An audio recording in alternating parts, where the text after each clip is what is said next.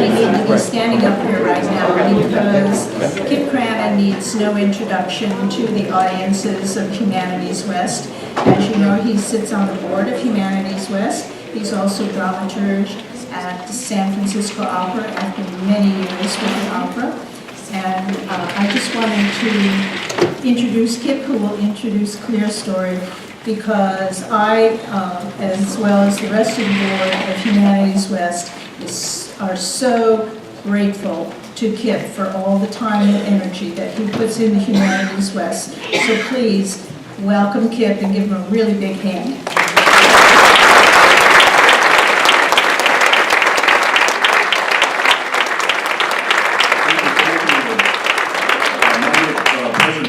Just to briefly introduce the music that we're about to hear. Tonight, the a cappella men's ensemble Clerestory offers us an homage to the musical legacy of Charlemagne with this program that they are calling Love and the Night. It's no exaggeration, really, to say that what we consider the music of Western Europe had its origins in the age of Charlemagne. What we now think of as Gregorian chant, and we're going to hear some in just a moment, is really at its roots Carolingian chant, or rather Carolingian transmission down to our own day of the ancient chants that were used by the early Christians in the early church in Rome. After the fall of the Roman Empire, a determined effort to learn and preserve these chants was begun in earnest under Charlemagne's father Pippin, and was carried out under Charlemagne as a part of this broad political and cultural reform that Jeffrey was just telling about moments ago. The Franks under Charlemagne and his successors revised and elaborated on the melodies they received from Rome, and they created a repertoire of entirely new ones as well, and thankfully preserved them, since the fact is that, for the most part, the Franks' editions of the ancient Roman chants are the only ones we now have.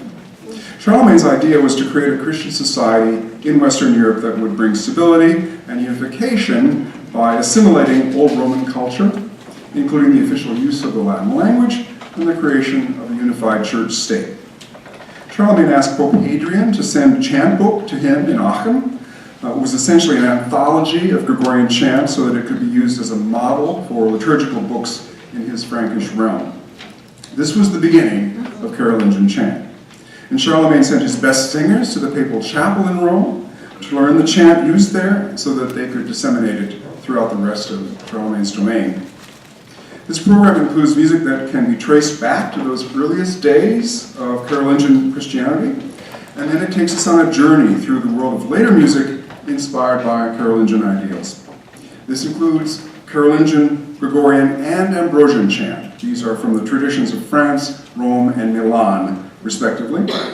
Plus, we'll hear about the mysticism of Hildegard from Bingen, love songs of the French troubadours, delicately woven Flemish polyphony, and even some contemporary works that follow in this grand tradition.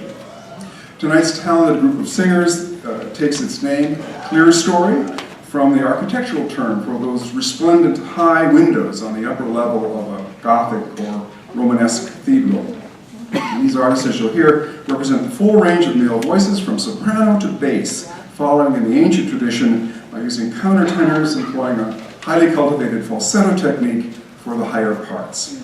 They'll tell you more about their individual pieces as they go along. So now, let's please welcome the men of Clerestory.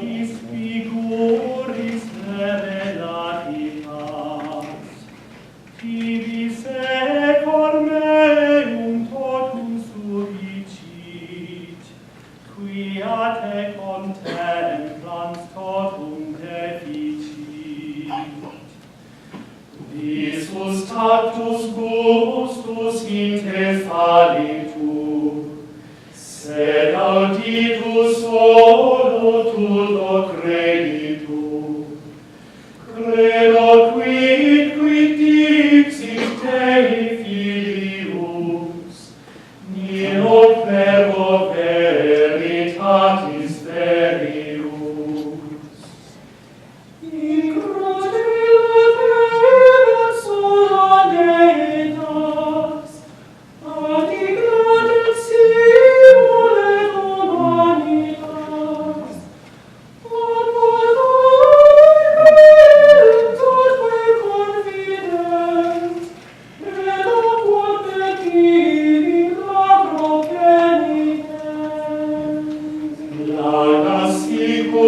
domus non intueo, Deum tamen meum te confideo, fac me tibi semper magis credere, in te sperma bere te diligere.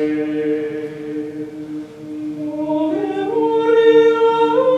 mortis Domini, anis vivus vitam prestans omni, prestat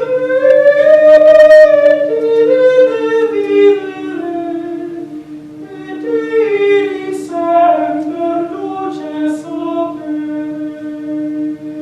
Pie pellicane Iesu Domine, mei mundum munda tuo sanguine, cuius una stilla salvum facere, totum mundum quitam omni scelere.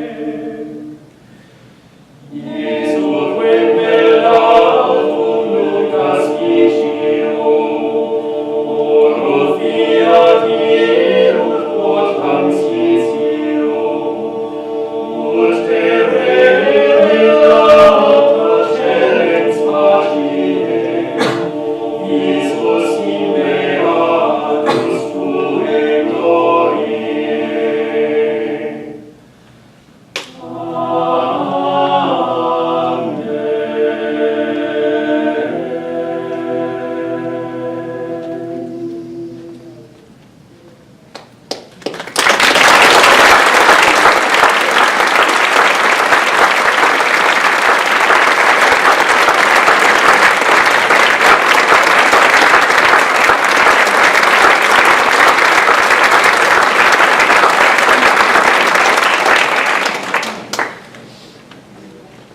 Thank you very much, and thanks to Humanities West for welcoming us to be part of this celebration and exploration of King Charlemagne this weekend. It's an honor to return to Humanities West. We performed here several years ago on a program called Notre Dame. We don't have much historically to add to the remarks you've heard already, which in fact have further illuminated our own performance. But musically, a couple of things we'd like to share, and one is that in the process of trying to discover music that fits this theme, which is some of the most ancient music that exists, it was actually a great pleasure for us and quite a revelation for us to find some of music as old as the king himself in some cases, and then to explore his legacy in the centuries that followed. And we're accustomed to thinking of the medieval period as being what's described as the Dark Ages, and that's not what we found musically or culturally at all in our explorations. You've just heard, as Kip remarked, three different varying forms of chant. The first two, Carolingian and Ambrosian, were the different forms of chant throughout Europe at that time, from the Frankish and Flemish region and the Italian area, respectively. And indeed, the Charlemagne himself, in his desire to unite Europe politically, religiously, and musically too, because he was known to be a great lover of music. This is why we find the union of some of these chant traditions to some extent in Gregorian chant, which of course is the most familiar kind that has come down to us in the present day. And in fact, that last chant you may have heard is familiar to many as a hymn tune, still sung today. So we'll continue now for the remainder of our concert with the legacy of Charlemagne throughout continental Europe. And we identified two themes we wanted to use to carry this forward. And one was the idea of love, which of course is a seasonal theme of ours this time of year. And the other is the idea of chivalry and battle as exemplified by knights and kings. Sometimes these themes will intertwine with one another, and we'll tell a bit of a story as we go. The last thing I'll add is that we've prepared a set of more elaborate program notes and texts and such, and also much more information about our group on our website, which is at clerestory.org, and that's a resource you might care to visit later on this weekend or another time, and you can find out a lot more about what we're all learning about here this evening. Thank you once again.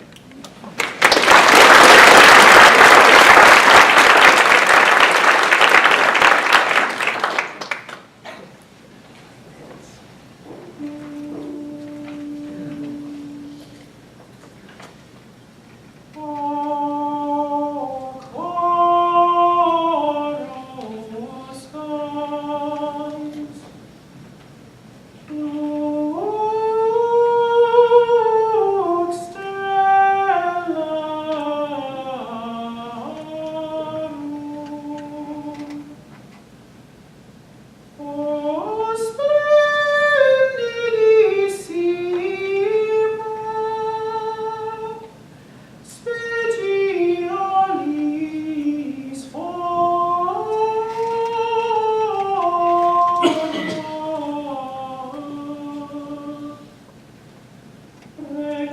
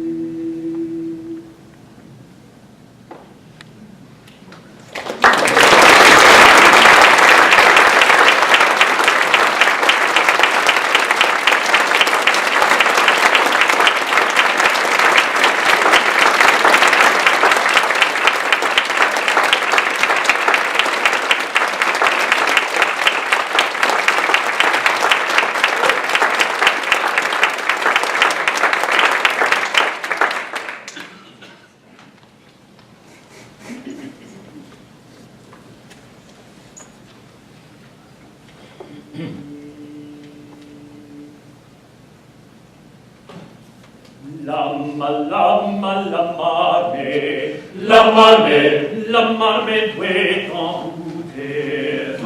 douter. On a fait partout crier que chacun se vienne armer dans l'ombre avant de faire. L'amare doit en douter.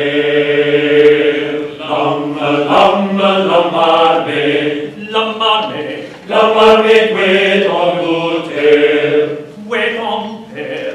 On a fait partout crier que chacun se vienne armer de l'ombre qu'on de faire. L'amare doit en douter.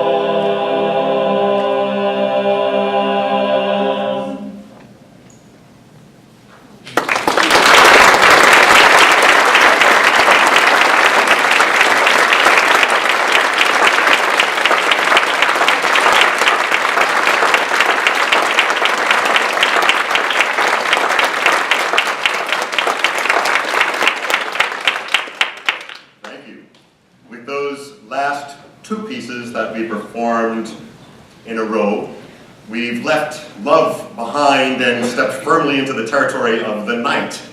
The first of those two pieces, L'Homme Armé, was the most popular chanson of its day in the middle of the 15th century, and that was the one that we sang in unison all together, a very catchy tune. And it's interesting at this point to be reminded of a very significant historic event that happened at the very same time this song was making the rounds of Europe, and that's the fall of Constantinople to the Ottoman Turks and the end of the Byzantine Empire.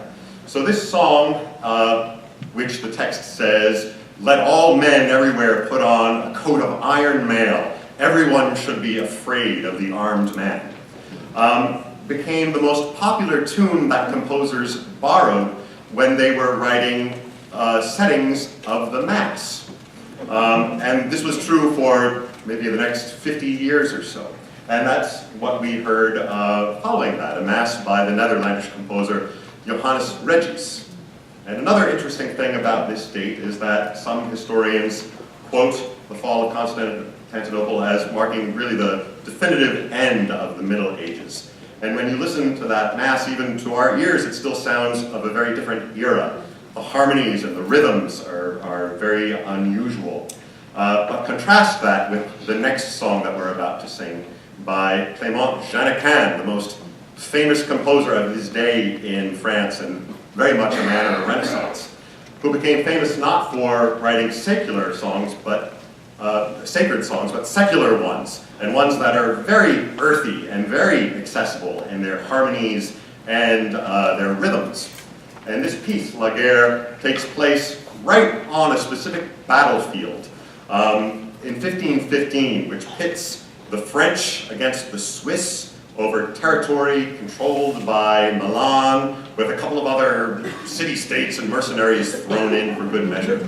And you hear the battle dramatized, all these wonderful sounds, trumpets, the clash of swords, and sort of newfangled weapons, arquebusiers, which were these proto-rifles that they used to stand and shoot each other with, you have to assume, no aim whatsoever.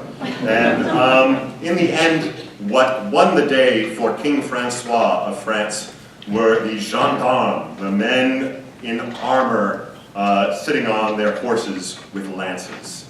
We hope you enjoy it.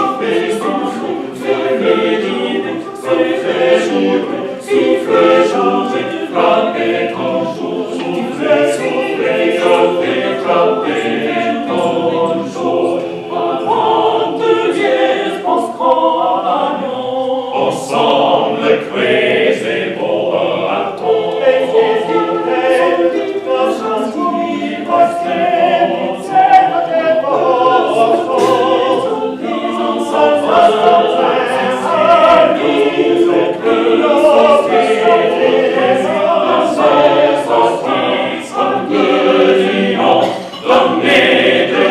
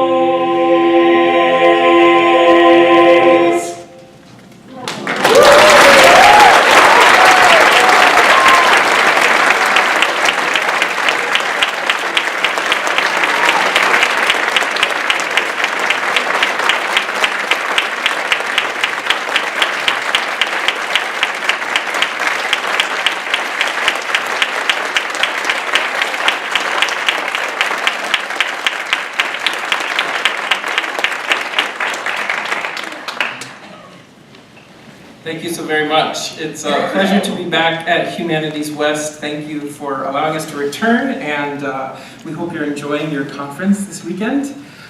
We were able to hear some of the, actually all of the lecture, and it was really interesting to hear this portion of history talked about through through a purely historical lens, because our lens is always musical, and I don't know about the other gentlemen on the stage, but for me, most of what I know about history, or much of it, comes from the study of music and music from different periods. So it's interesting to see the different lenses through which we can look at time. And you'll hear from an exactly contemporaneous composer now. Sermisi was a contemporary of Janequin, and one of my colleagues reminded me that he was famous for chansons, secular chansons, the exact same type, or at least genre of music that you just heard. But Sermisi was a different man, and he wrote in a very elegant and beautiful style that you will hear, and you won't even be able to believe practically that it's the same time period. Part of what will change the tone a bit is that we have come out of the battle and now are to the end where the night must pass. And so we'll be presenting two final pieces that are a bit of an homage to this dying or dead night. The first is the opening movement of Sermisi's Requiem, and you'll hear the beautiful Renaissance polyphony that plants us squarely in that time period. And then the final piece is a bit of a different sort of requiem that was arranged, an English folk song that has been around for hundreds of years, The Three Ravens, which has many verses, and Chapman, the composer, selected several of those to set, in which the animals, and they're both literal animals and maybe a figurative animal or two, come to pay their requiem in song and in tears and in other manners to this night. So we'd like to thank you once again for having us. You can always find us online at clerestory.org, as Jesse mentioned, or on social media. We do post recordings of our concerts, so if you'd like to hear some of this music or any others of ours, you visit our website and you'll find it there. And we wish you the very best for the rest of the weekend, and thank you so much.